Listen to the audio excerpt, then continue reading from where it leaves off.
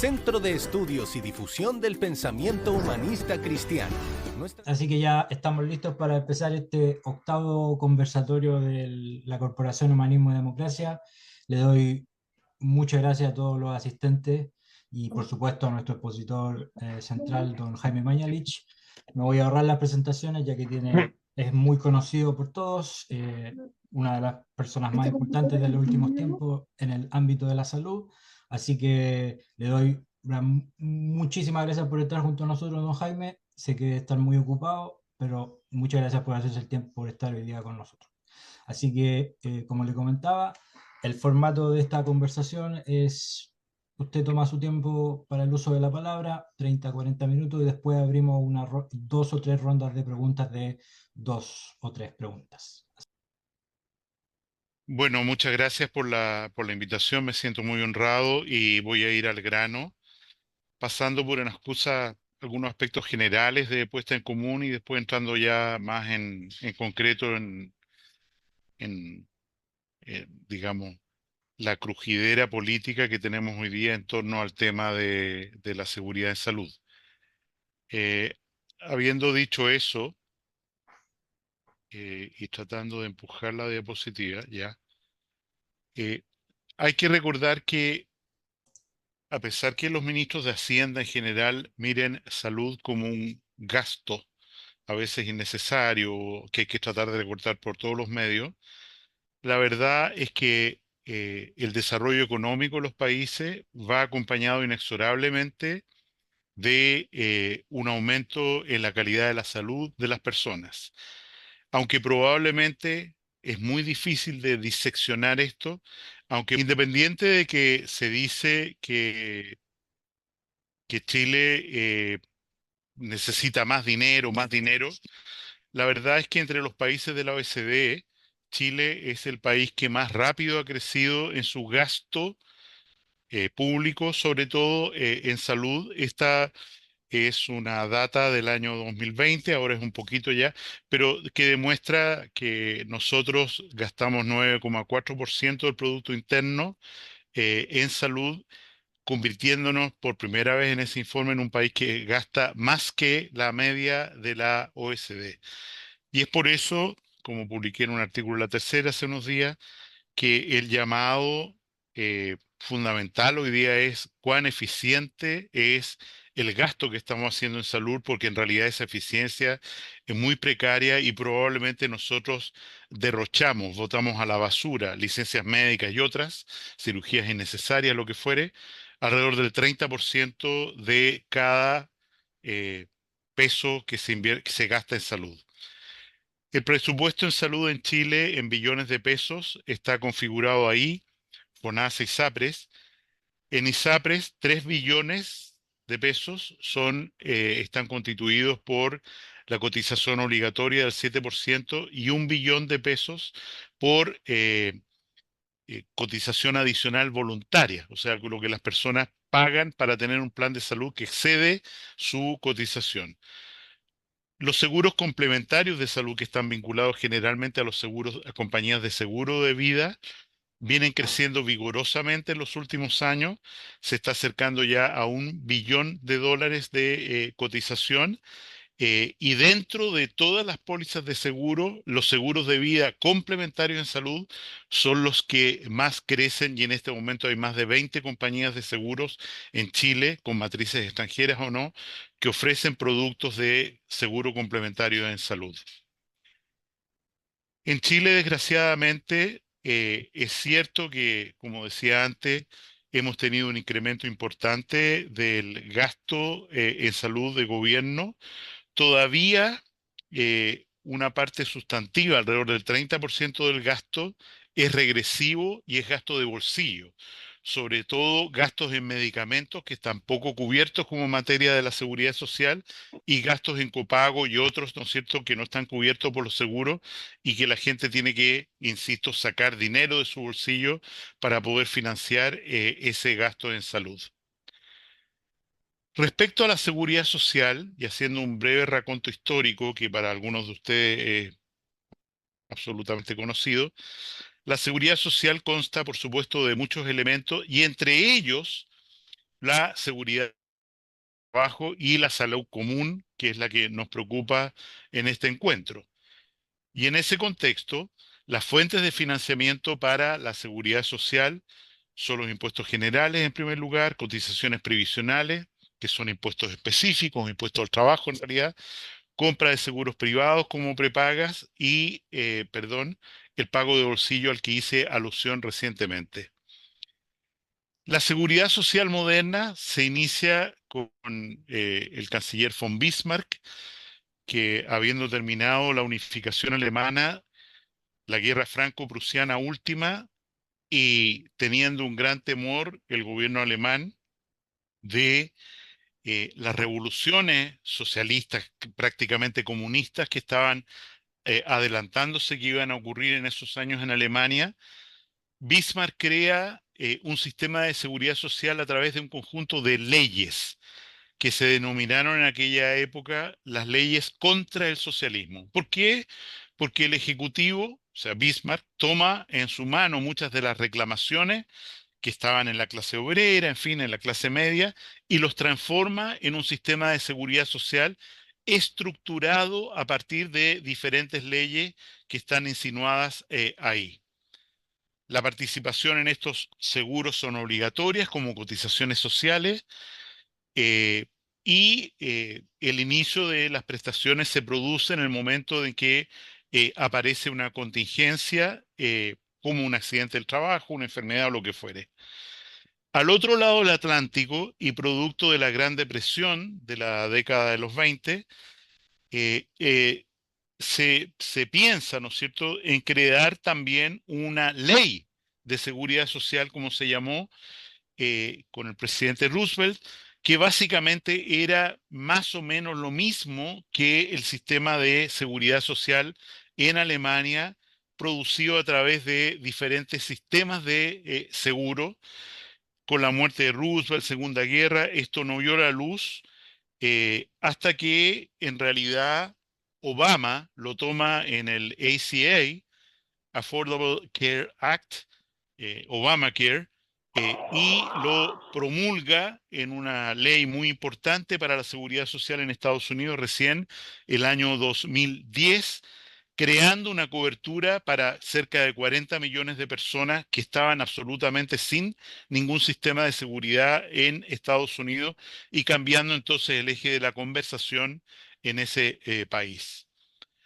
De vuelta a este lado del Atlántico, ya en plena Segunda Guerra Mundial, y pongo esta imagen de la batalla de Dunkerque y del rescate, todos probablemente vimos esta película, produce un cambio dramático en la sociedad británica, en el sentido de nuestros muchachos que están allá en el continente, las viudas, los huérfanos, y el gobierno busca un sistema de seguridad social completamente distinto al que existía en el continente, en Alemania, digamos, y países de Europa continental, y se crea, a través del informe encargado a Lord Beveridge, un sistema de seguro completamente diferente al alemán y que se llama un sistema Beveridge, precisamente por esto, y que es básicamente un seguro pagado por impuestos generales, sin copagos en el momento de atención, con un sistema de salud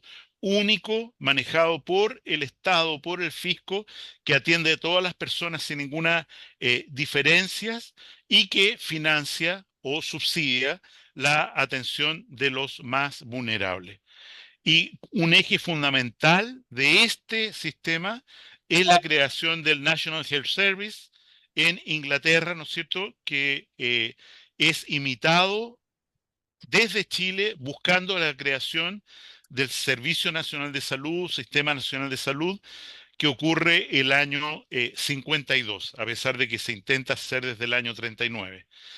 Ese sistema chileno no logra copiar, a pesar de la intención de sus fundadores, eh, Allende entre ellos, no logra crear un sistema único de salud, y nosotros convivimos desde esa época con un sistema que es en parte Beveridge y en parte Bismarck.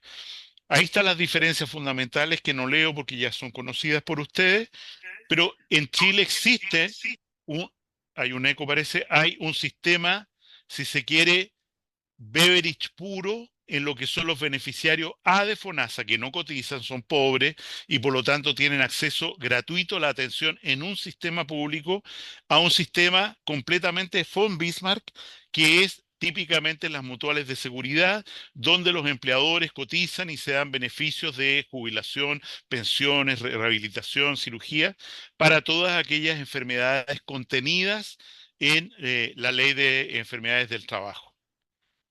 Como ustedes ven a propósito de estos ejemplos, de estos tres ejemplos internacionales, estas grandes reformas sanitarias o de seguridad social ocurren en momentos de gran crisis, sea guerras u otros.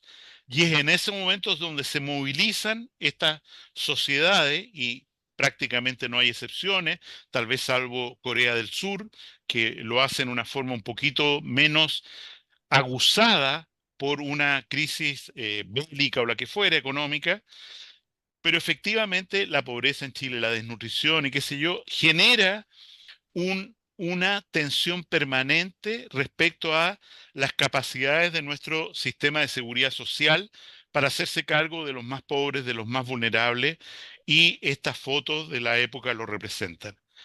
En ese contexto, nosotros llegamos a un sistema de salud como el que tenemos a este momento y que está en un proceso de reforma muy drástico, de facto, eh,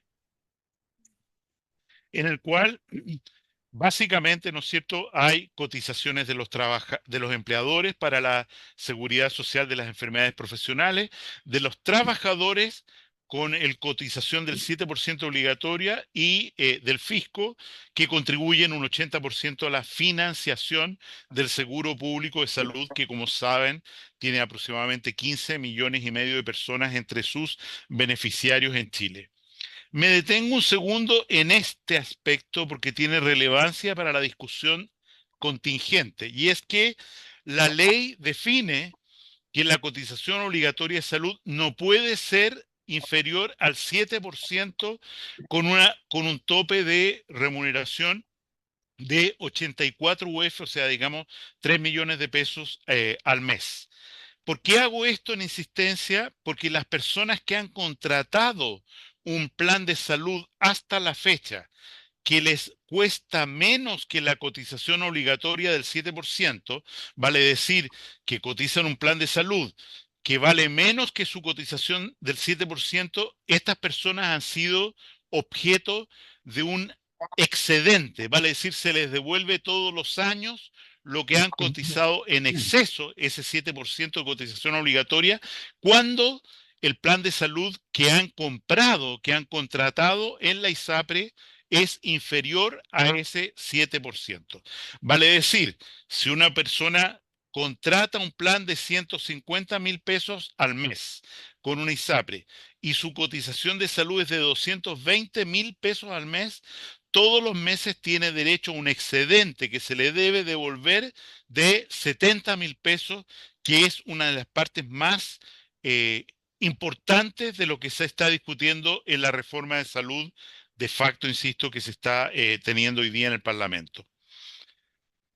Ese es el resumen del sistema de financiamiento de salud en el que no me detengo, pero que no mediante una ley, sino mediante una regulación de FONASA, los beneficiarios B, C y D, que son los que tienen mayores ingresos en FONASA, están exentos desde hace un año y medio aproximadamente de copagar lo que le correspondía cuando se atiende en el sistema público de salud. Esto es en toda la red hospitalaria y en algunas comunas, en todas las comunas, perdón, y en algunas comunas además se ha empezado a recibir como beneficiarios de la salud primaria de esas comunas que están descritas en la ley de presupuestos. ¿Cuáles comunas son? Personas que no pertenecen a FONASA, o sea, que pertenecen al sistema de salud de las Fuerzas Armadas, o que pertenecen a ISAPRES incluso, y que pueden inscribirse en los consultorios municipales y copagar cero, haciendo, ¿no es cierto?, de este sistema de red pública, en realidad yendo, lo que es otro aspecto de la reforma en curso, otro aspecto de la reforma en curso, tienen copago cero, o sea, atención gratuita.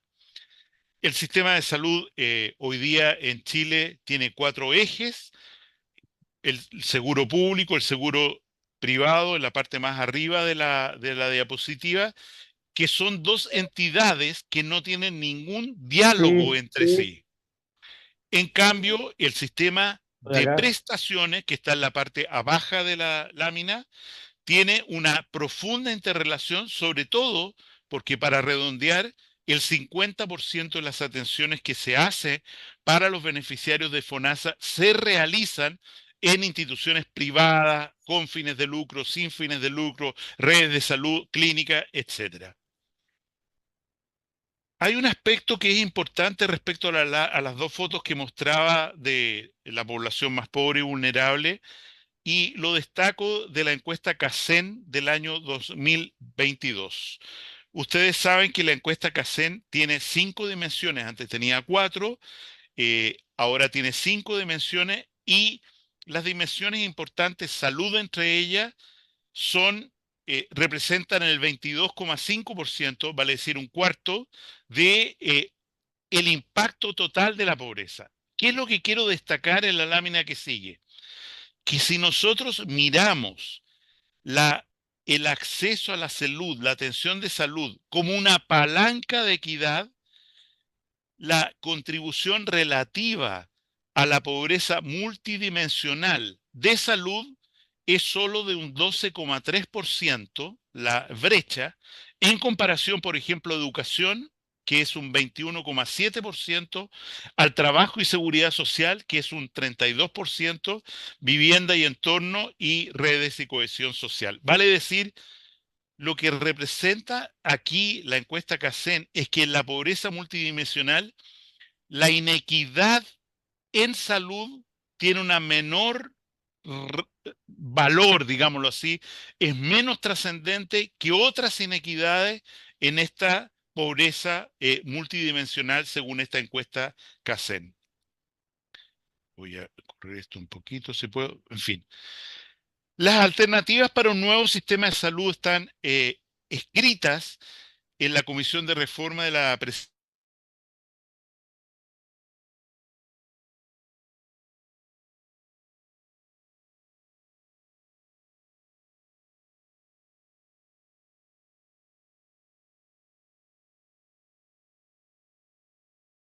Tema de seguro único de salud. Vale decir que haya un super FONASA que maneja todas las cotizaciones de salud y tiene un seguro único que paga atenciones en el sector público, y subsidiariamente puede haber un convenio con algunos prestadores privados, como está ahí abajo en verde, privado, que resuelvan algunas atenciones que el sector público no puede resolver. O sea, progresivamente una estatización completa del sistema de salud chileno. Esto estaba en el plan de salud, en los escritos del plan de salud, en los discursos del plan de salud, en las promesas de gobierno del presidente Boric, y más aún fue claramente reflejado en la Constitución del año 2022, que fue rechazada, como sabemos, donde se terminaba con la posibilidad de que hubiera una cotización del 7% en un sistema que no fuera las ISAPRE. En la otra componente, que fue la votación de minoría, son la creación de seguros sociales de salud, donde se construye un fondo único, solidario, que recoge todos los dineros, y que éste lo entrega en un per cápita o cualquier mecanismo que no se definió en aseguradoras múltiples, que a su vez construyen redes de salud para entregar las atenciones preventivas y curativas de la población.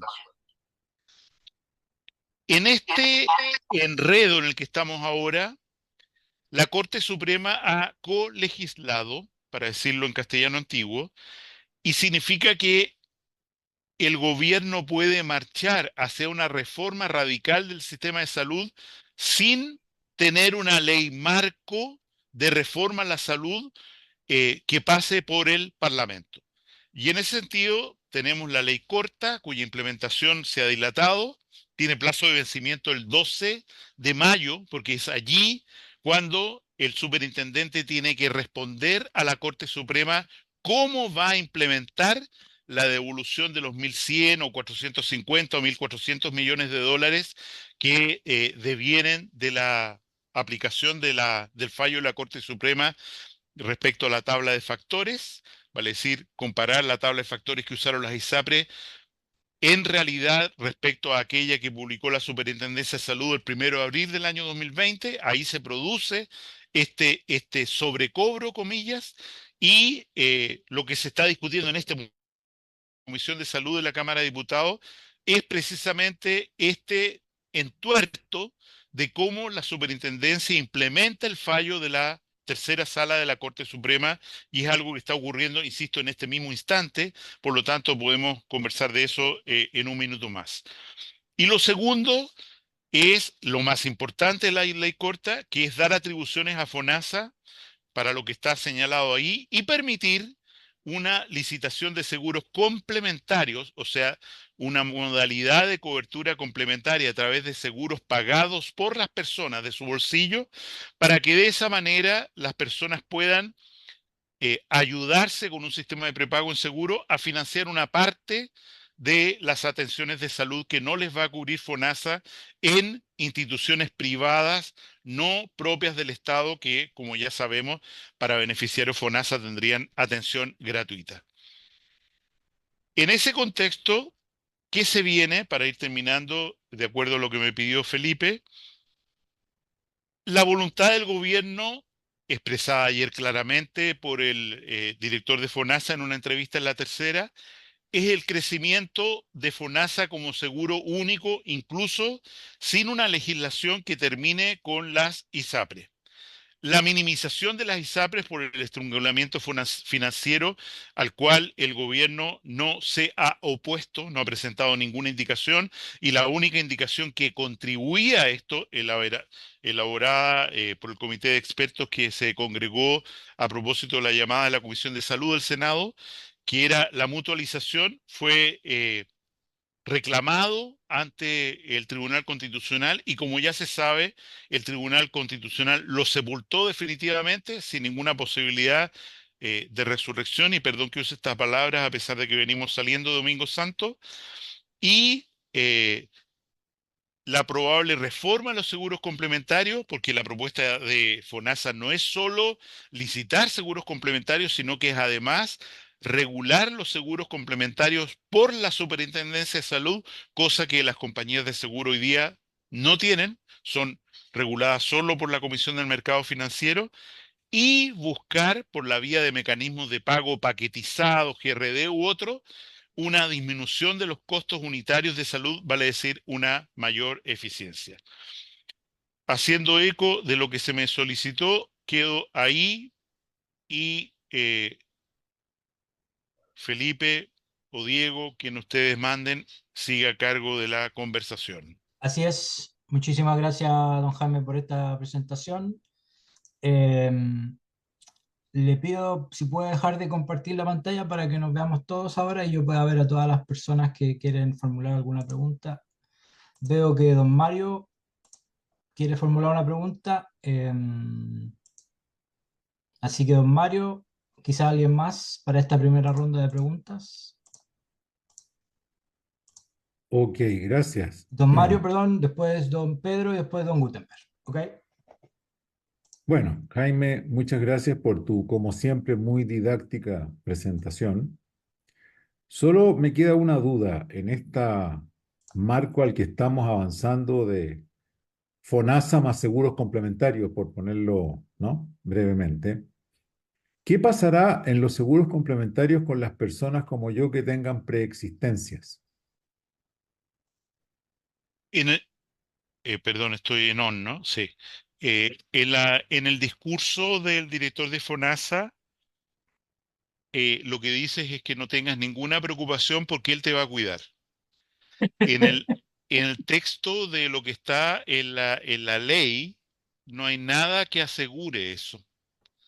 Y efectivamente, digamos, si tuvieras que migrar a FONASA, la única posibilidad que uno ve que está detrás de bambalina es que fueras parte de de una población, vale decir, de un conjunto de 10.000, de 100.000 personas, que FONASA licitara para un seguro complementario para la modalidad de cobertura complementaria, que debería ser, todo esto especulativo, ¿ah? Debería ser una cartera balanceada entre personas mayores como yo, jóvenes como tú, etcétera, que de alguna manera permita una tarifa plana con subsidios cruzados.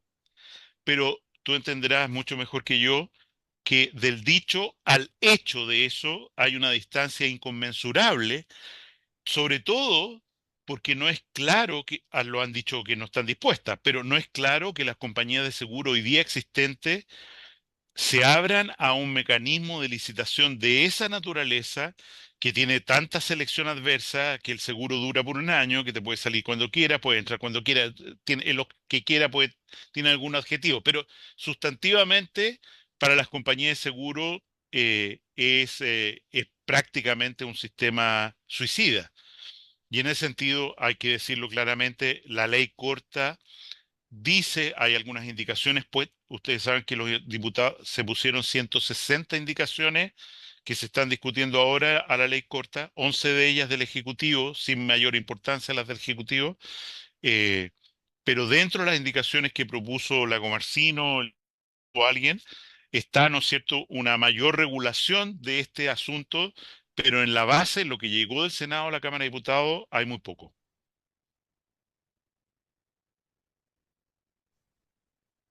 Don Pedro. Gracias. Hola, Jaime. Muchas gracias por la exposición.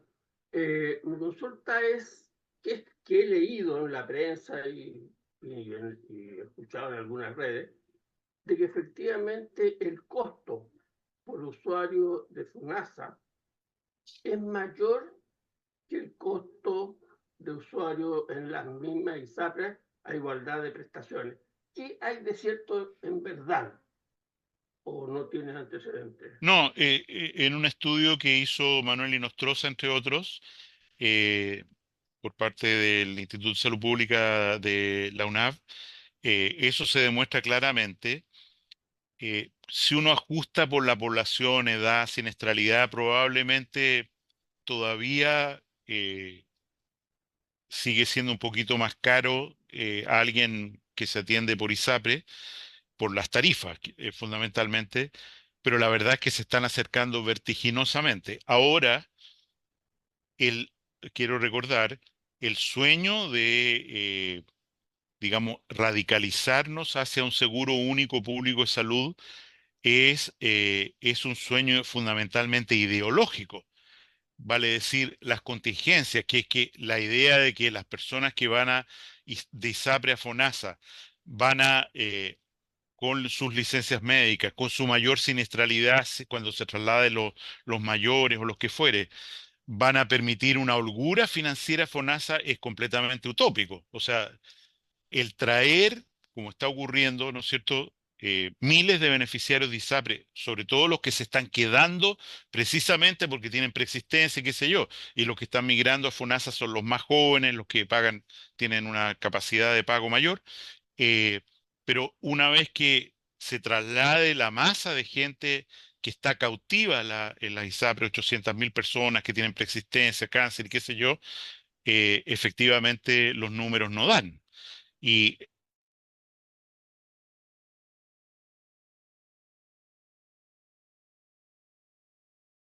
financiamiento adicional para FONASA en futuras leyes de presupuesto hacerse cargo de esta crisis.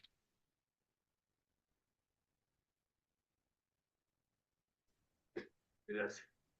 Don Gutenberg.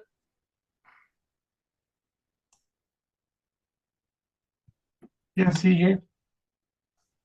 Don Gutenberg, ¿usted Yo sigue? creo que seguía.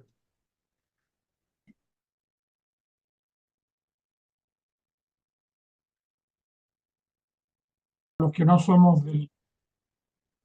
somos del gremio. Está claro que hay una política del gobierno que de repente como que se ha abierto, pero después por las tensiones, las disputas o la preeminencia de una determinada visión se ha impuesto lo que estamos viendo. Entonces, ¿Cuál es el derrotero en primer lugar? Si el gobierno sigue con lo suyo, en lo que son sus facultades por la administración de FONASA, como lo bien la ha explicado Jaime, y por su negación a buscarle una salida que normalice de algún modo la situación de la ISAPRE. Uno debiera entender que lo que se daría en algún momento es que la crisis reventaría. De lo que son las declaraciones del último fin de semana, hablan de que la crisis reventaría en 2 o 3 ISAPRE. O sea, no habría una crisis integral, sino que una crisis parcial y en proceso. La ley corta puede que termine en poco o nada. O sea, el gobierno aparentemente no tiene mayoría suficiente para imponer su criterio. No sé si es correcto lo que estoy diciendo. ¿A qué es lo que voy? Si Jaime pudiera decirnos, de acuerdo a cómo se ven las cosas hoy día, cómo sigue la crisis. Vaya, Y es no, si el ahí, ingenio está abierto, era anterior el ingenio un poquito más. ¿verdad? Había una voz Apaguen el de... micrófono. Matías Sime, ya, ahí silenció Matías Sime su micrófono. Vea. eh, la- ¿Cómo sigue la- entonces, la- la- Jaime, la- la crisis? Y si pudiera esbozar sí, algo de sí, alternativa. si uno escucha a la ministra de Salud, ella dice, ella no tiene la voz cantante en esto, Así es. la tiene el director de FONASA.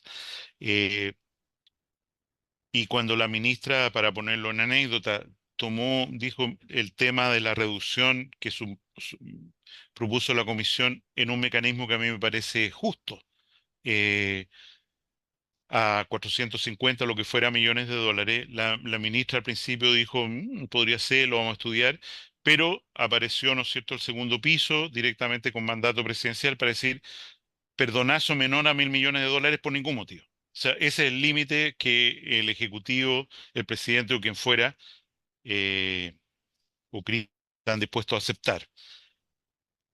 El gobierno ha hecho tres gestos pequeños para tratar de estabilizar el sistema ISAPRE en el eje de que lo que importa acá es que no se caiga el sistema prestador.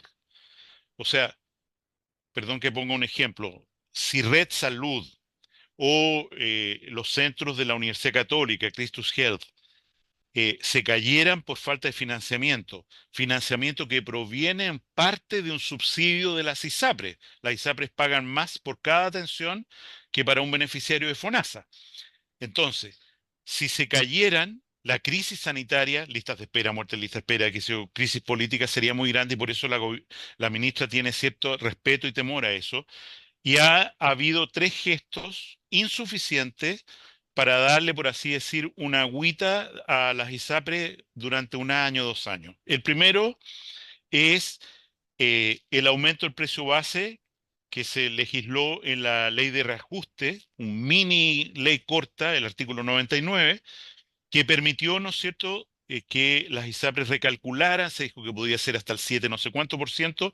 Al final, el superintendente autorizó un promedio de 4,4% y efectivamente el precio base es 4,4% en promedio, algunas ISAPRES 7,4, otras muy poco, en el mes de abril. Lo segundo es, de aquí para adelante, algo que estaba puesto en el mecanismo de mutualización, las personas que coticen, y por eso puse tanto énfasis en la presentación, menos, o sea, que paguen por un plan de salud menos que el 7%, no van a tener derecho a excedente.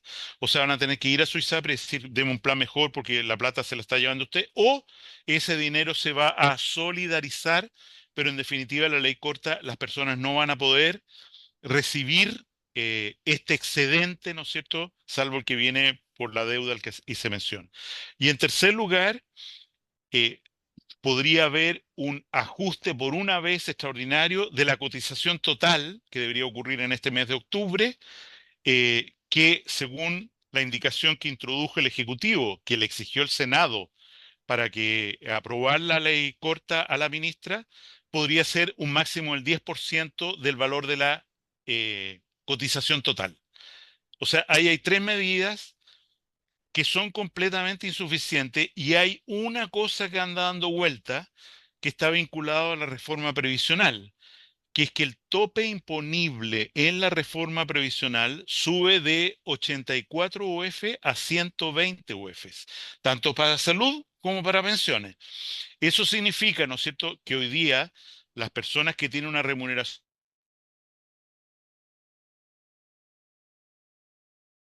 Lo que hace este cambio en la ley, en la reforma de pensiones, que si es que llega a ocurrir, es que se establece para aquellas personas que tienen remuneraciones entre 3 y 4 una progresión de la cotización que en el fondo es 7.000 pesos por cada 100.000 pesos más de sueldo que ganen, que va, ¿no es cierto?, a la cotización de FONASA o de ISAPRE. Respecto a las ISAPRES, a mí me parece que el destino lógico es que eh, ellas dejen, como han ocurrido, dejen de comercializar sus actuales planes y nuevas ISAPRES que requieren una garantía muy baja, 5.000 UF para crearse, aparezcan en el horizonte o actuales ISAPRES saquen planes de salud muchísimo más caros para volver, cuando las circunstancias económicas sean mejores, los sueldos, lo que fuera, para volver en el futuro a captar más cotizantes, clientes, etcétera.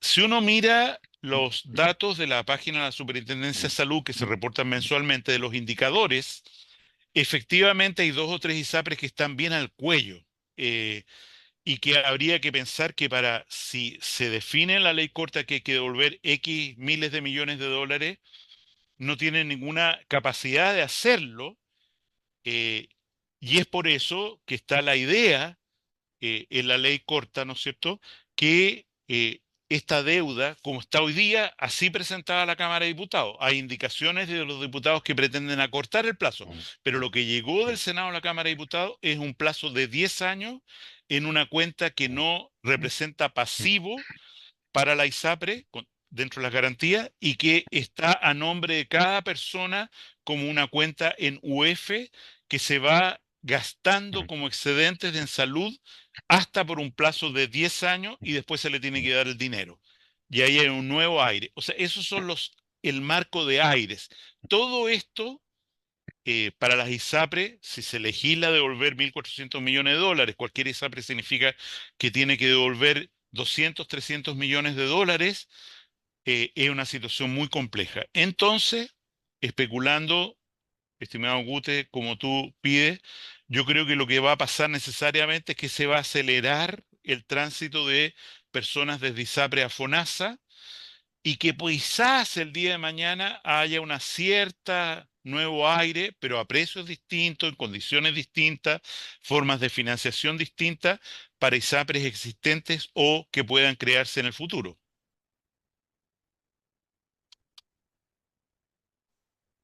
¿Alguna contrapregunta, don Gutenberg? ¿O algún comentario? Si no, vamos con doña María Alicia y después vamos con doña Iris. Y después don Pedro y después don Manuel. Ese es el orden. Gracias. Mira, en parte mencionaste ya el tema que a mí me preocupa, Jaime, y es que FONASA, es decir, en este momento el gobierno está planteando que FONASA va a contar con el sector privado para dos aspectos. Uno, para los seguros complementarios que está proponiendo, que como tú ya dijiste, mucho interés en las compañías no va a haber porque es medio leonino. Y por otra parte, cuenta con que parte de su gente se atienda en el sector privado. ¿Cómo ves tú la capacidad que va a tener el sector privado en este momento de prestadores privados de poder atender esa demanda? Porque yo veo que el sector privado está tremendamente afectado en este momento con una deuda horrorosa por parte de la ISAPRE. ¿Y qué capacidad ves tú en ese sector que tú lo conoces también? Gracias. El dilema del director de FONASA es cómo estatizó todo. El dilema de la ministra de Salud es cómo le doy cierta estabilidad, frágil como sea, al sistema de prestación, mientras esta cosa se resuelve de alguna forma que no me toque a mí, perdón que lo diga de esa manera. Eh, en ese contexto ya se está empezando a levantar la cosa de un financiamiento extraordinario para las listas de espera del sector público, que se estima son 650 millones de dólares, 4% del presupuesto de FONASA. Hay conversaciones activas hoy día entre el Ministerio de Salud, IPRES y el Ministerio de Hacienda para buscar una inyección extraordinaria, igual como extraordinaria es la alerta sanitaria por enfermedades respiratorias, que tiene el mismo propósito, dar financiamiento público a la red privada, que de todas maneras está en una situación muy compleja, como tú dices, María Luisa, porque las ISAPRE le deben del orden de 650 millones de dólares. Cerca de 200 de esos millones de dólares son honorarios médicos. No hay ninguna inversión, las clínicas están más bien cerrando capacidades, piezas. ¿Y por qué? Porque su estructura de financiamiento, salvo algunas excepciones, funciona radicalmente, y perdón que lo diga de nuevo, por un subsidio del sistema ISAPRE. O sea, los doctores ganan lo que ganan.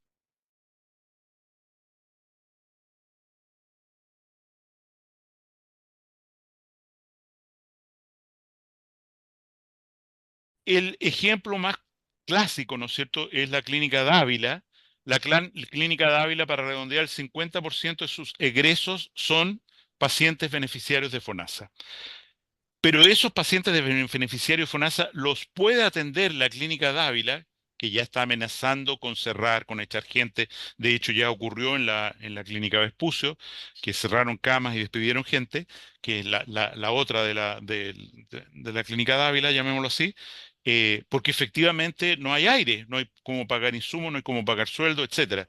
Y en ese sentido tú tienes toda la razón que la crisis puede ser muy grande, pero tengo que decirlo con entera crueldad, los enfermos no marchan. Ricarte Soto fue el único que hizo marchar a los enfermos, pero los enfermos no marchan, los preescolares no marchan, y por lo tanto las prioridades, a pesar de que fue un dirigente comunista el que lo dijo, son las que la gente grita en la calle. Y esto lo vemos en la encuesta de ayer, CADEM. La salud está como en decimoprimera prioridad de la percepción ciudadana. O sea, no, y apareció otra encuesta Signo, donde de anteayer me parece, donde más o menos lo mismo. La ciudadanía, a pesar de que tenemos 300 no sé cuántos millones de gente en lista de espera auge, muertos en lista de espera, no hay sensibilidad ciudadana ni política para esta materia. Doña Iris, por favor. Bueno, hola Jaime, hola ahí a todos los que organizaron esto, muy bueno y excelente la presentación de Jaime. Sabes que no lo veo, a ver, ahí está. Bueno, no, lo que yo quería preguntar, primero que la pregunta de Gutenberg cubrió una parte de mi duda y la pregunta de María Alicia otra parte, pero sí quería preguntarte lo siguiente, Jaime, porque es catastrófico, digamos, el sistema. Y yo me pregunto tres cosas. Uno, es cierto que la gente, la política, en fin, están poco preocupados del tema de salud, pero también puede ser esto, no porque no sea grave e importante, porque uno ve gente que está muy complicada con los temas de salud, sino porque hay otras cosas tanto más graves como la seguridad, hay muchas otras cosas que superan, digamos, entonces cuando te van a elegir uno pone la que le duele más, pero no quiere decir que no le duele la salud, eso creo yo, ¿eh? Segundo, ante esta visión catastrófica que la responsabilidad recae en la Corte Suprema y en el ideologismo absoluto del gobierno que no solo quiere eliminar las ISAPRE, sino las AFP, esto está en su programa de gobierno, entonces quiere que el Estado nos cuide a todos, y eso es lo que quieren lograr. Y en la medida que la política no esté unida, no esté actuando en forma estratégica e inteligente, es probable que esto se logre. Ahora, ¿cuál sería el camino número uno para, o sea, qué posibilidades tenemos de hacer algo? Tanto los políticos, los parlamentarios, el ciudadano, está bien, no marcha, pero digamos que se puede influir de alguna manera. ¿Qué paso se puede dar? Y segundo, Hay un tema que yo lo venía viendo hace mucho tiempo, que es el tema de las licencias médicas. ¿Qué se ha hecho para que eso sea más eficiente, se eliminen? Porque eso es parte importante del problema de las ISAPRE, ¿o no es así? Entonces, ¿qué se ha hecho para mejorar eso y dejar de que no sigan habiendo licencias que son falsas o que son tramposas o que se exceden porque el costo para la ISAPRE es enorme? Entonces, me parece que hay cosas para hacer y quería tu opinión a ver cuáles son las que se pueden hacer y luchar contra la falta de empatía ciudadana o política, inclusive en esta materia. A mí me parece maravilloso que Gutenberg haya organizado esto con todos los que están, porque me parece que es un tema que uno cuando habla con las personas, y sobre todo gente que se atiende al FONASA, sufren. Van a un hospital y tienen, no sé, días de espera. Es horroroso.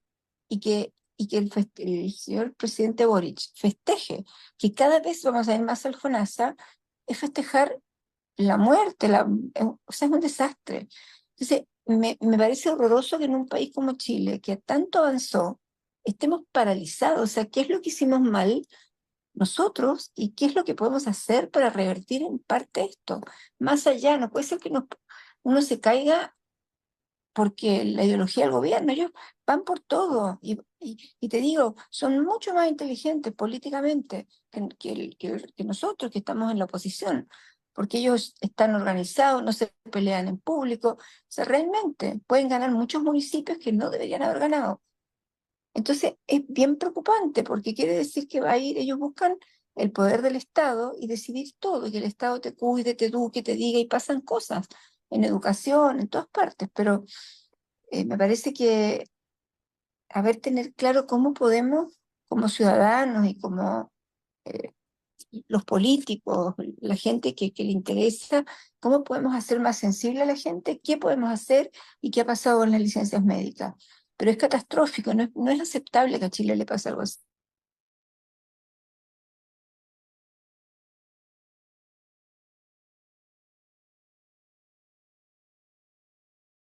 Le, a profesionales con distinta formación, profundidad moral, ética, prácticamente un libreto de cheques para que lo giren, lo giren, lo giren y cobren por ello. Venden licencias médicas, mantienen a los pacientes en la Un consulta horror. para renovar, etcétera. Mm.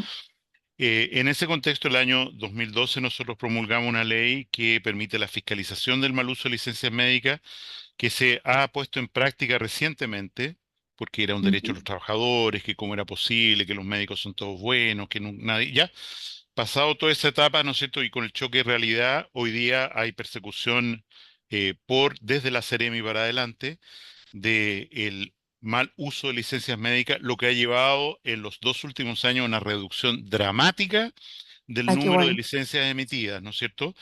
Pero lo que tiene como sistema, ahora que el 98% de las licencias médicas se dan por vía electrónica, lo que tiene Ujú, a su vista o está el umbral que tiene la Seremi para fiscalizar esto, perdón, el ujú, COMPIN para fiscalizar esto, es básicamente los grandes emisores, el médico o la persona que emite más de 1.000, más de 2.000 licencias, ¿cómo es posible? Y esos son, algunos de ellos están en la cárcel, como se sabe, ¿no es cierto? Y se han descubierto mafias, yo creo que esa vía está bien, pero no va al fondo del problema porque el microtráfico de licencias médicas va a seguir. Y en ese contexto, a mí me parece que es imprescindible un cambio estructural del beneficio de licencia mm, médica en el sentido que pase a ser manejado por la suceso, por una claro, parte, y por otra parte que tenemos que enfrentar de una vez por todas que la sustitución de la remuneración en ninguna parte del mundo lo es. Puede ser el 100% de la remuneración imponible, porque eso, ¿no es cierto?, es un incentivo a usar mal la licencia médica claro. o usarla como, digamos, en caso de En Uruguay es el cesantía oculta, 70 etc. y va Pero hay bajando. que enfrentar esa conversación y todo lo que ella Ujú, significa, porque si no, se va a seguir perdiendo. Yo mencionaba antes que hace 3, 4 años atrás, el 20% de cotización obligatoria de salud para FONASA se gastaba íntegramente en licencia médica, mm, lo que es una cosa bien dura de aceptar. Respecto a lo primero que podemos hacer, eh, yo creo que la Corte Suprema ha conducido los hechos o las cosas por un Mm. cauce en donde detener la bola de nieve estatizante hoy día es prácticamente imposible. Ustedes vieron que el mismo presidente de la Comisión de Salud que citó para ver qué salida había, fue el que se Ujú. puso de pie primero para ir al Tribunal Constitucional y reclamar que lo que había sugerido la Comisión era inconstitucional. O sea, como tú bien dices, Iri, el oficialismo no se pierde y la responsabilidad es una responsabilidad compartida de quienes hemos sido ministros y todo eso, durante muchos años otros, y el Parlamento, porque nunca se quiso legislar de algo que era evidente, si proyectos de ley sobran. Claro. Iniciativas que encabezó Manuel Inostroza, Pedro García, Sí.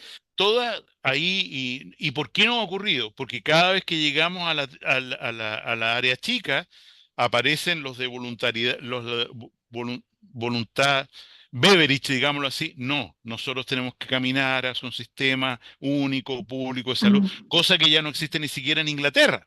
Después del Brexit se produjo un descalabro en el sistema sanitario británico y hoy día, ¿no es cierto? No quiero aventurarme en número, pero no menos de 30% de las personas en el Reino Unido tienen un seguro privado de salud y lo mismo pasa en Canadá, en los otros lugares en donde fue exportado en todo el Commonwealth, ¿no? Mira, tú sabes que en Uruguay el tema de las licencias médicas, primero que le cubre un 70% del sueldo y segundo que tiene un tope. Y esto lo financia el BPS, que es el Instituto, el Banco de Previsión Social. O sea, no cae en los seguros de salud. Y funciona Así debe bien ser. porque hay límite y porque es el 70% de tu sueldo y tienes un tope anual. Entonces, es imposible que te pases de eso. Y el tope anual no es muy alto. Entonces, me parece que Chile tiene que hacer algo al respecto. O sea, los políticos, o sea, cómo incentivar, sacar alertas. Pero de verdad que siento que hay una paralización, no sé cómo llamarla, pero quizás electoral, ¿no? Que uno va por los candidatos y se olvida de que estamos al debe y en el riesgo en un montón de aspectos. Ojo, con la reforma de pensiones tenemos suerte de lo que está entrando al Senado, pero ellos van contra las AFP, festejan que se terminen las AFP y no son las AFP las responsables. El grueso de la responsabilidad de las bajas pensiones está por el tema de la laguna informal, del aumento de la informalidad y sigue aumentando. Y no se hace nada. La ministra Jara lo único que dice es que paguen más sueldos. No tiene nada que ver con las pensiones eso. Absolutamente nada que ver. Entonces, creo que estamos dejando pasar muchas cosas. Y creo que tenemos que hacer una autocrítica y una reflexión a ver cómo, como ciudadanos, podemos encarar esto y avanzar en ayudar a la solución. Bueno, eso, para no extender. Bueno, Muchas muchas gracias. gracias. Vamos con las últimas tres preguntas de nuestro público. Primero don Pedro, luego don Manuel y por último don Gutenberg. Don Pedro, le doy la palabra. Más que una pregunta, es un comentario a la muy completa y conveniente presentación de Jaime. En todo caso, yo creo que él ha sido condescendiente y ha sido conservador en el drama que estamos enfrentando. Hasta el momento, mucha gente dice que todo esto era como un tongo de las ISAPRES, que no ha pasado nada, que todo sigue funcionando igual, pero no está ocurriendo eso. Lo que pasa es que todavía nadie ha tenido que pagar la cuenta, pero la cuenta va a haber que pagarla. O sea, hay un fallo el 12 de mayo, hay que explicar cómo se va a pagar la cuenta. Ese día, si sumamos además de que han habido fallos en relación al GES, que era usado por las ISAPRES como un mecanismo, incorrectamente creo yo, como un mecanismo de aumentar los ingresos ante esta stop de pago por la cotización obligatoria. Las ISAPRES están pasando por un momento muy crítico que se traduce en estas deudas que de lo que yo manejo van alrededor de los 800.000 millones. Ha ido aumentando todo esto. Lo mismo que el cálculo que estaba en 1.400 millones de dólares en lo que tendrían que pagar las ISAPRES por esto del fallo de la Corte Suprema, ya se está acercando porque han pasado desde agosto del año pasado o antes hasta ahora, han pasado varios meses, se va acercando a los 1.800 millones de dólares. Entonces, La posibilidad es de que aquí quiebren algunas ISAPRES con relativa facilidad y que subsidiariamente se arrastren a otras, porque aquí está todo medio enredado, eh, y con eso arrastren a varios prestadores, va a ser una posibilidad cierta. Y lo más dramático es de que esto va a afectar, tal como decía alguien antes, al mundo prestador, a la gente del sector público, de manera muy dramática. Los que tenemos plata, de alguna manera nos vamos a arreglar, vamos a pagar más, pero nos vamos a salir a flote. Pero la gente que hoy día está en listas de espera, con una falta de prestadores privados que atienden un número muy importante, porque aquí uno siempre piensa en las grandes clínicas, pero hay que pensar en una cantidad importante de centros médicos. Claro, muchos de ellos atienden ya FONASA, pero el subsidio que menciona Jaime es lo que les da el aire vital para mantenerse a flote. Entonces, padeciendo eso, aquí va a haber un problema grave. Y de allí que yo personalmente creo que el gobierno ha sido muy responsable y soy menos condescendiente con la ministra, a quien le tengo gran cariño, la conozco mucho, fue mi jefa de epidemiología, es una gran doctora, pero creo que cuando uno se ve enfrentado a situaciones de esta naturaleza y no le hacen caso, lo que corresponde es que uno renuncie, que uno diga hasta aquí nomás llegué, o dos, se haga cargo de la cosa. El gobierno ha demostrado repetidamente cero voluntad de hacerse cargo de este problema, cero. Han habido varias comisiones, no solamente está esto de la mancomunión como una forma de salir del aprieto, pero también la Facultad de Economía de la Chile hizo otra propuesta que también es similar a la anterior. Tampoco se consideró el fallo de la Corte Suprema es taxativo en decir, nosotros no estamos en contra de la mancomunión, pero esto tiene que ser presentado por el Ejecutivo, y en esta oportunidad que tuvo el Ejecutivo de poner algo de esa naturaleza, no lo hizo. En definitiva, aquí nos estamos enfrentando a una potencial crisis sanitaria no menor y también financiera, por no decirlo, porque estamos hablando de cientos de miles de millones de dólares que andan circulando por ahí, y va a haber crisis política por esto. Eh, Cuando se vean enfrentados a estas situaciones, claro, los pacientes pobres no se mueven, pero los pacientes más influyentes se van a mover. Y los que se van a mover también van a ser los médicos, porque los médicos se van a ver afectados en esto. Ahora, efectivamente, y lo más torpe de la forma en que está procediendo el gobierno, es de que el gobierno podría haber generado, y eso también está en la comisión, ahí tal vez Manuel, que me va a seguir ahora, puede dar más cuenta de eso, pero solo anticiparlo. Se propusieron cosas para que hubieran mejorías significativas en las ISAPRES, que efectivamente tienen muchas yayas, tienen muchos problemas, que no han sido bien abordados por mucho tiempo, estamos todos de acuerdo, pero eso se pueden abordar. Y lo que va a ocurrir es de que aquí van a emerger ISAPRES nuevas que van a tener, sin esta carga financiera, con una discriminación tremenda de los pacientes diciendo usted entra y usted no entra. Se va a reducir a un 8% de la población, 7% de la población que va a estar en ISAPRE, y van a ser ISAPRE iguales a las actuales, sin modelos de pago convenientes, modelos que se van a mantener en el fee for service, no por resultados. O sea, un manejo horroroso que hemos venido denunciando varios de los que estamos aquí en este panel y en otros más desde hace ya bastante tiempo, y en eso sí, efectivamente, el mundo político ha estado muy, muy al debe, porque todos le tienen miedo a estos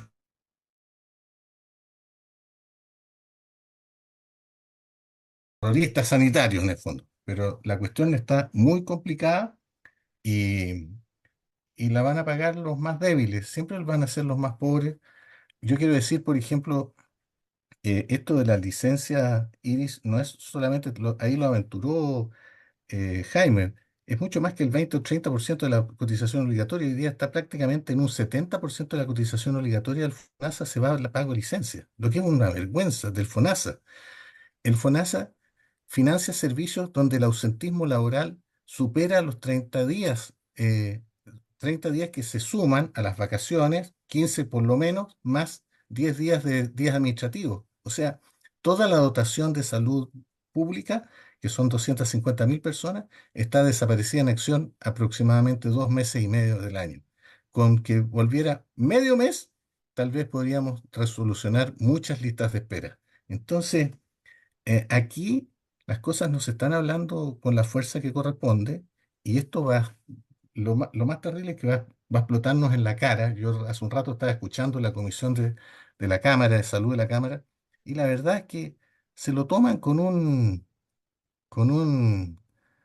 una liviandad la cosa, pero realmente patológica, preocupante. Así que yo creo que aquí estamos en una situación muy, muy delicada y, y la forma que uno puede hacer por ahora es solamente participar de estos foros, influir en cuánta gente uno conozca, los que sean buenos para escribir en los diarios, que escriban en los diarios, y los que tengan alguna influencia sobre los parlamentarios o sobre actores financieros, económicos que digan las cosas que están ocurriendo. Pero, pero va a ser muy grave. En el sector público hoy día hay y es algo que me duele en el alma porque yo trabajé y me he dedicado mucho tiempo a fortalecer el sector público, lo mismo que Jaime, Manuel y muchos de los que están acá, pero hay un despelote, un desorden que es escandaloso. O sea, hay recursos que se dilapidan y que se pierden. No ha habido progresos en los temas de informatización, en los sistemas de generar KPIs para mediciones de resultados, ver los resultados y hacer que el gasto y el valor agregado en la inversión sea rentable. Así es que felicitaciones, Jaime, por tu presentación, pero quiero decirte que como buen internista has sido muy condescendiente ante la situación. Yo soy más del corte cirujano, ¿ah? Aquí hay que entrar, hay que ser más... eh, la alerta es gravísima, gravísima, y creo que el gobierno en su conjunto, todos, incluida la ministra, están involucrados en una situación de irresponsabilidad mayúscula, mayúscula. Eso es todo.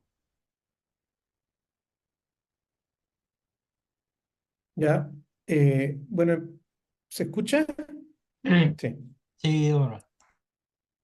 Bueno, en primer lugar, agradecer la presentación de Jaime, muy, muy clarificadora respecto a la situación crítica en la que nos encontramos. Yo quiero hacer un comentario y dos preguntas. El comentario solo para reforzar lo que Jaime señalaba respecto al director de FONASA. A mí no me deja de sorprender la liviandad con que él se refiere a esta crisis en su entrevista de ayer. Él dice, hemos recibido 1 millón de personas y no ha pasado nada. Y esto lo hemos comentado con Jaime ya. ¿Cómo que no ha pasado nada? Solo un dato. Entre el 2022 y el 2023 se han muerto prácticamente 80.000 personas en 2 años en la lista de espera. Lo que pasa es que el mundo político y los medios de comunicación se volvieron insensibles ante el drama de la gente más pobre y vulnerable de nuestra sociedad. Pero esto ocurre precisamente a causa de la crisis que FONASA no es capaz de resolver. ¿Ah? Y solo para señalar como referencia, el año 2017, cuando se empezaron a registrar las muertes anuales en listas de espera eran 15.000. O sea, hoy día estamos al orden del promedio de 40.000 anuales por la crisis que el sector público no ha sido capaz de resolver. Y otro dato sobre lo mismo, las listas de espera en los últimos 2 años de gobierno del presidente Boric no solo no han disminuido, sino que han aumentado a una tasa promedio en torno al 10% anual, y lo que mostraba como gran éxito, que era la rebaja de la mediana o del tiempo promedio, en los últimos 4 meses ha vuelto a subir en las propias estadísticas del Ministerio de Salud. Solo para señalar que además creo que este es un registro falso. Cuando tú conversas con los médicos, enfermeras, todo el mundo te dice que cuando el gobierno de turno fija este tipo de indicadores, la reacción frente a la falta de fiscalización de la superintendencia de este tema es esconder los datos y registrar tardíamente los ingresos para parecer que se cumple con el indicador de gobierno, pero en realidad todo el mundo dice los indicadores de tiempos de espera hoy día son datos basura en los sistemas de información. Solo cierro mi comentario y hago dos preguntas a Jaime. La primera, Jaime, es ¿qué opinión tienes tú y qué convicción tienes o no respecto a una reforma que sea parte de la solución de la crisis actual del sistema ISAPRE y que indirectamente ayude a contribuir a reorientar el sistema de salud, de no eliminar a las ISAPRE ni tampoco dejarlas reguladas tal cual como las tenemos hoy día, sino que ¿qué opinión tienes de avanzar aprovechando la crisis a la transformación de las ISAPRES en un modelo bismarckiano, en un sistema de seguridad social donde participa el Estado a través del FONASA, pero también pueden participar, como ocurre en Holanda, en Bélgica, en Suiza, eh, organismos privados que se adscriben, porque la ley así lo obliga y mandata, seguridad social con actores privados. Y hago esta pregunta porque llegada la hora de los que hubo, este planteamiento que ha sido suscrito por el centro político hace varios años y que tú conociste cuando yo dejé la superintendencia y asumiste como ministro, y a eso me imagino que te refería de iniciativas parecidas, cuando llegó la hora de los que hubo, la derecha en el gobierno, y esto me lo planteó el propio Larroulé, que era jefe del segundo piso cuando tú eras ministro, y me dijo, mira, nosotros, Manuel, no vamos a avanzar en un sistema de seguridad social privada porque no creemos en eso. Nosotros creemos más bien en un seguro privado sin tanto marco regulatorio como propone en los sistemas de seguridad social, y no somos partidarios de hacer eso. Y por lo tanto no vamos a mover los votos, y así fue como el proyecto se estancó. Entonces, durante mucho tiempo ha habido oportunidad de hacer eso, sin embargo, a la hora de los que hubo, eso no se materializa con votos de la derecha en el Parlamento. Entonces, la pregunta es, ¿qué opinión tienes tú de eso y qué convicción crees tú que puede ocurrir ante esta crisis de que eso pueda ser parte de la solución? Porque yo creo que si no creamos un instrumento privado de seguridad social y nos remitimos solo a un sistema público o estatista, como tú señalas, durante mucho tiempo vamos a estar en una crisis sanitaria mayor. Esa es mi primera pregunta. Y la segunda pregunta es, ¿qué rol le ves tú con cambios regulatorios o no a los seguros privados complementarios? ¿Por qué? Porque tal como hoy día conocemos los seguros complementarios, y me imagino que ahí va la pregunta de Mario Weisblut, hoy día los seguros complementarios son como las ISAPRES de hace 40 años atrás.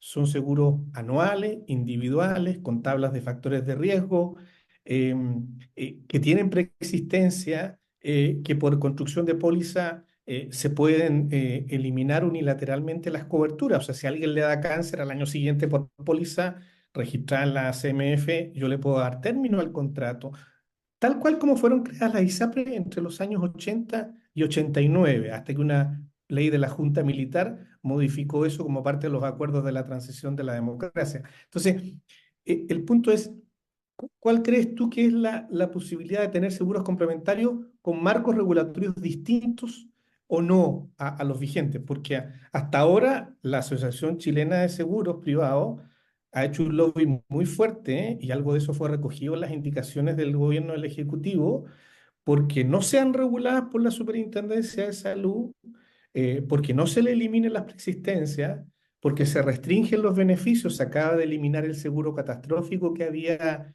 incluido el gobierno para los primeros 2 años de instalación de los seguros complementarios o de la nueva modalidad complementaria. Entonces, yo veo que los seguros complementarios, tal como están regulados, con todos los problemas que tiene, no están siendo tocados. Entonces, ¿tú estás de acuerdo o no de acuerdo con que no se toquen los seguros complementarios tal como los conocemos hoy día, si es que al final caen las ISAPRE y nos vamos a ver obligados a una mezcla entre FONASA y seguros complementarios? Esas son mis dos preguntas. Muchas gracias. Yendo en orden, en relación a lo de Pedro, yo creo, eh, dicho en lenguaje chileno, que en Chile no hemos capturado bien, entendido bien la chichita con la que nos estamos curando en este proceso revolucionario, que así lo es, revolucionario, en el cual hay víctimas, hay externalidades, hay pacientes muertos, hay guachipatos cerrados, etcétera, eh, y seguimos hablando de una dinámica como que los interlocutores, donde el socialismo democrático no ha podido asentarse con una filosofía política, estuvieran, digamos, en una mesa de diálogo donde vamos a llegar a acuerdos. No. O sea, Iris mencionaba, lo más importante de la reforma de las AFP o de la previsión no es el destino del 3, el 6, ese lo importante, y eso no lo ha perdido en ningún momento la ministra Jara de foco, es que la administración de los fondos esté en manos de un agente estatal. Yo estoy seguro que la ministra estaría dispuesta, y el presidente también, hasta dejar esta cosa en un 1% pilar de solidario y el resto para, porque no es lo importante. Lo importante es que la administración de los fondos sea hecha por un ente público. En la conversación de FONASA, evidentemente la conversación política tiene una cierta cosa de pacto con el diablo, siguiendo a Max Weber, y lo que presenta ayer el director de FONASA, evidentemente es falso, pero lo pone, alguna gente se lo cree, el 30% lo compra, y por lo tanto seguimos inalterablemente, gracias a la Corte Suprema, en un proceso de apropiación por el Estado, digámoslo así, de ir completamente en contra de cualquier cosa que represente subsidiariedad en la entrega de bienes públicos, educación, pensiones, salud, lo que fuera. Todo eso está prohibido, prohibido. Y por lo tanto, vamos caminando hacia allá, aunque, como ha sido dicho en días recientes, haya que salir a la calle, alertar a las masas, amenazar con un segundo estallido social, lo que fuera. Pero ese es el camino, para allá vamos. Y por lo tanto, nosotros podemos sufrir con las personas que van a fallecer en listas de espera, que sea, pero lo vuelvo a decir, son víctimas inesperadas de un conflicto eh, ideológico mayor. Y vuelvo, insisto, el gobierno, nosotros podemos decir que son irresponsables. No han perdido en ningún momento la forma de caminar. Lo que quieren es lo que quieren y están ahí para lograrlo y el ejemplo de salud está ahí. Respecto al tema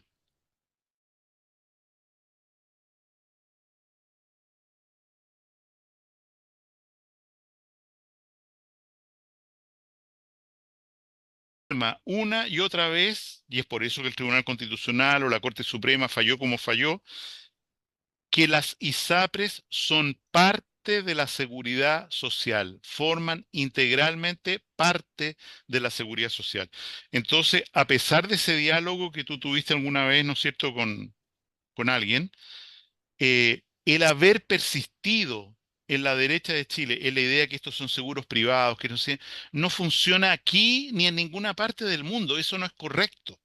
Y por lo tanto, en el informe de minoría de la Comisión Presidencial Bachelet para la reforma, donde Pedro, creo, lideró esa posición de minoría, la idea de que las ISAPRES se integren en un sistema bismarckiano, como dices tú, Manuel, hace todo el sentido del mundo y creo que hay una oportunidad todavía de ir en esa dirección.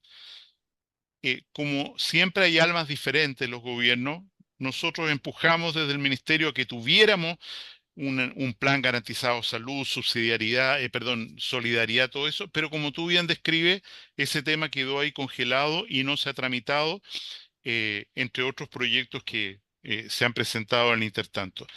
Respecto a los seguros complementarios, a mí me parece que alguien debe haberle aconsejado al director de FONASA, mira, no te comas el plato entero al tiro, sepáralo en dos.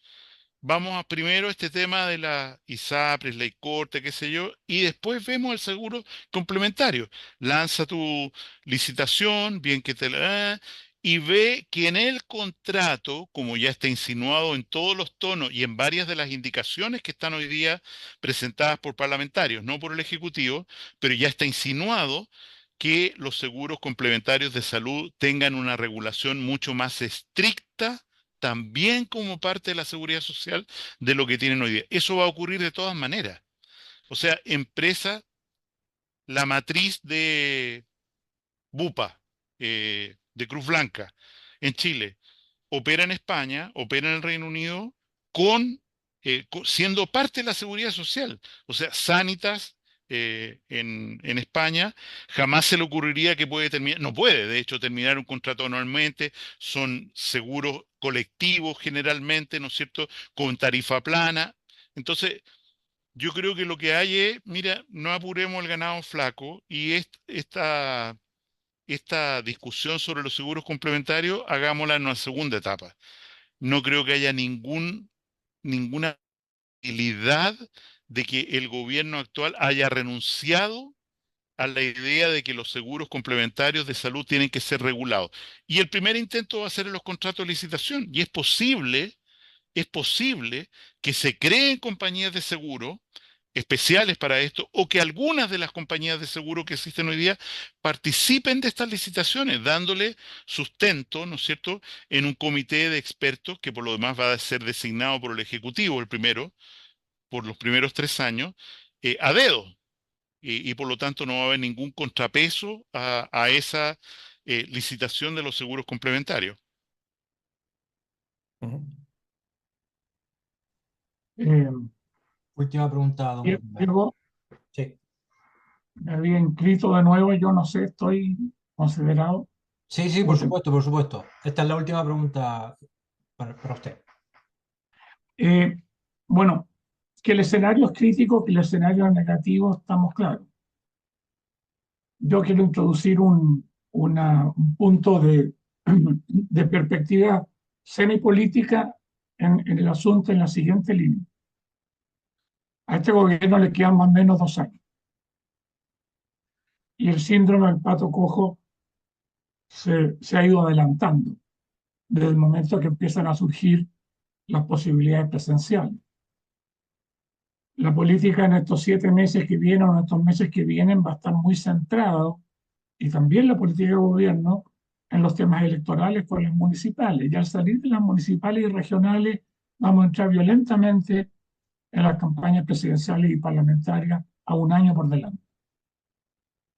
Entonces, en ese contexto, estando claro lo que dice Jaime, que el gobierno persevera en un camino inexorablemente, con pequeños gestitos, esos 3 que señalaba, y eventualmente un cuarto con la subida del tope. En 2 años logran su objetivo, porque algo que a lo mejor habría que hacer es decretar desde un mundo político, mire, no es posible con este gobierno llegar a una solución, y tener el programa. Yo aprendí con el tiempo de la dictadura en que pudimos preparar un verdadero programa de gobierno porque tuvimos tiempo, de tal manera que cuando entra Elwin Foxley sabía lo que tenía que hacer. Cortázar en trabajo sabía lo que tenía que hacer. No teníamos muy claro qué hacer en salud y por eso hubo algunas crisis inicial y siguiente. Lo que quiero decir, si se puede aguantar o la crisis va, la crisis en estos 2 años no culmina necesariamente con que el gobierno cumple todos sus objetivos. Y por lo tanto, inexorablemente queda el tema, sigue, de lo que tenemos que preocuparnos es de que estas personas no sigan en el gobierno y de tener alternativamente un programa que se pueda ejecutar desde el primer día. Con todo, que se siga haciendo durante lo que quedan estos 2 años, oposición sobre la materia, propuestas alternativas, pero estando claro en esta perspectiva de corto plazo que yo trato de señalar. ¿Cómo le suena eso a los expertos, a Jaime, a Manuel, a Pedro y a todos los que estamos acá? ¿No Eh, será ese el camino realista que hay que asumir? Gutenberg, lo que uno no puede olvidar acá es que hay un dictamen de la Corte Suprema en esta materia que tiene plazo de vencimiento. El día 12 de mayo próximo, vale decir, en 6 semanas más. El superintendente de salud tiene que contestarle a la Corte Suprema y decirle, señores, he determinado, la ley vigente hoy día obliga a devolver los excedentes máximo en un año más, un año plazo. Por lo tanto, he determinado que estas son porque ya lo calcularon, esto es lo que deben las ISAPRES, según las indicaciones que ustedes me dieron, y les he instruido a devolver este dinero en los próximos 18 meses. Ujú. Él, la única manera que tiene de escaparse de ser objeto de no obedecer, ¿cómo se dice legalmente?, de desacato a la Corte Suprema, es que la ley corta le tiene un salvavidas. Si la ley corta no sale, no hay nada más que hablar. ¿Por qué? Porque la ley de deuda es tanto, la fija la Superintendencia de Salud y tiene un plazo fijado por ley máximo de 1 año y medio para transformarlo en un cheque en efectivo en manos de los acreedores, de los pacientes a los que se les debe por la tabla de factores. En ese contexto, es cierto que hay interesados, incluso dentro del gobierno, que la ley corta no se apruebe. ¿Por qué? Porque lo que quieren, precisamente, es que ocurra lo mandado por la Corte Suprema. Y si uno mira las indicaciones de los diputados hoy día y quienes las patrocinan, uno dice, estas indicaciones están hechas para demorar la tramitación, que no haya ley corta el 12 de mayo. En ese contexto, en la práctica, ¿cierto?, la estatización de todo el sistema de financiamiento de salud ya está hecho. O sea, el gobierno tiene todo el control del escenario para que las cosas se den como algunos quieren, los más radicales quieren, y pueden levantarse la mano y decir, mire, yo hice lo posible, pero fíjese que los legisladores, el Parlamento, de nuevo, no quiso y no nos dejó. Nosotros teníamos un excelente sistema con estas mediditas que he mencionado, pero no nos dejaron. O sea, tienen la salida amarrada ya. Y en ese sentido, al menos en el sistema de salud, yo creo que la situación es complicada. Por otra parte, y a pesar de que, digamos, yo estoy mayor ya, hay que entender que estamos frente a una generación revolucionaria que quiere refundar Chile, que no ha cedido en ese empeño, que le ha ido mal en esto, lo otro, lo demás, pero no ha cedido. O sea, la alcaldesa de Santiago quiere seguir ahí, el alcalde de Maipú quiere seguir ahí. Y lógicamente los Jackson, las Isquiasiches, todo ello, se están preparando. Son gente muy joven. El que haya un próximo gobierno de derecha, sobre el cual, a propósito de lo que tú dices, Gutenberg, centro derecha, no hay absolutamente ninguna idea levantada. O sea, solo una reacción a la inseguridad, peleas intestinas respecto a si voy yo o no a la alcaldía de no sé dónde, peleémonos la alcaldía de Las Condes, de Lo Barnechea, Providencia, porque ahí estamos seguros, pero nadie quiere a otro lado, como decía Mochate muy bien ayer. En realidad no estamos ofreciendo absolutamente nada. No hay una ideología, no hay una filosofía, no hay una propuesta que uno diga, mire, no, pero es esto lo que queremos, para allá vamos. Y en ese contexto no es raro que el tema de inmigración no tenga ninguna voluntad del gobierno de solucionarlo, el tema de Huachipato no se va a enemistar con China, etcétera, etcétera, etcétera. Y vamos a seguir viendo cómo la delincuencia y todo eso. ¿Por qué? Porque no está en el alma del gobierno hacer ninguna cosa al respecto. La voluntad es refundar el país desde cero y no han renunciado un segundo a ello. La verdad es que yo concuerdo en que aquí estos muchachos quieren que quede la pelotera. Un revolucionario no o sea, para ellos son costos contenidos. O sea, está dentro de lo lógico. Así que quede pronto una embarrada para que la gente realmente se dé cuenta de lo irresponsables que han sido y que sobre la ceniza que van a quedar, porque hay mucho hecho, hay mucha.